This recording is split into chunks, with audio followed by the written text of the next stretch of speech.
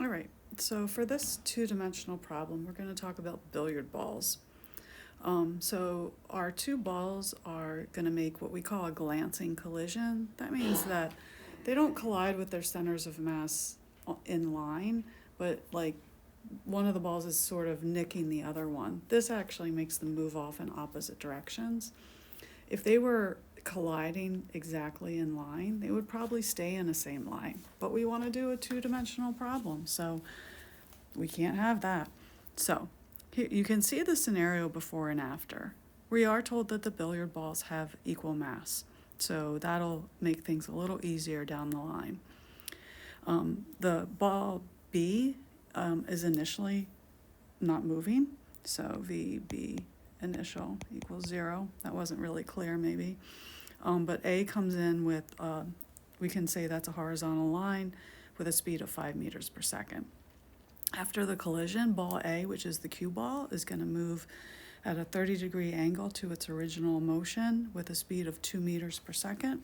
And the 9 ball, which is ball B, is going to move below the horizontal with an unknown speed. And we want to find the speed and direction that ball B moves with after the collision. Because we're doing two-dimensional motion, we have to conserve momentum in both directions. So we'll first do the x direction and then we'll do the y direction.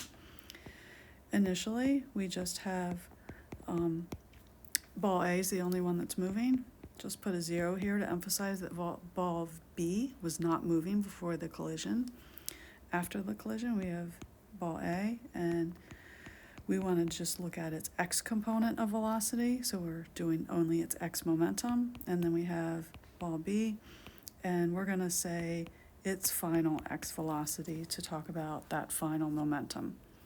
Since these two masses are equal, I'm just going to cancel all the masses out. And that's going to give me VA initial is equal to VA final x plus VB final x. The initial velocity of A was just 5 meters per second. After the collision, it would be given by 2 times the cosine of 30. And then this will give me my x component of ball B's velocity after the collision. So 5 minus 2 cosine of 30 is equal to VB x final, which ends up to be 3.27. So that's the final x velocity of ball B. We can look at the momentum in the y direction to figure out the other component of ball B's speed. We don't actually have any initial y momentum, so that explains why A moves kind of up and B has to move down to retain the 0 y momentum after the collision.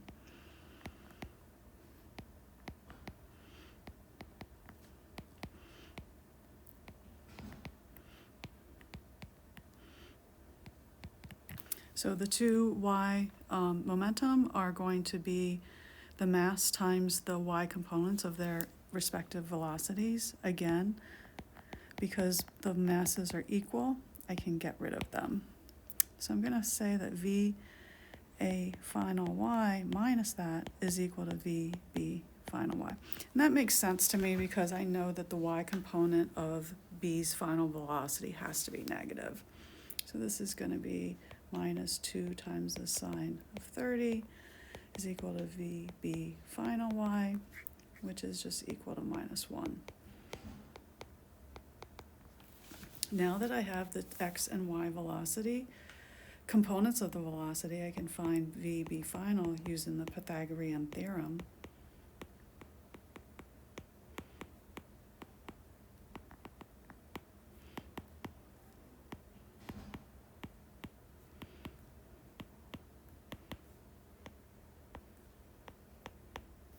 And I find that the speed of ball B is going to be 3.42 meters per second. I can find the angle by taking the inverse cosine of the final y component over the x component. And this gives me an angle of 17 degrees, and this is below the positive x axis. And that's that.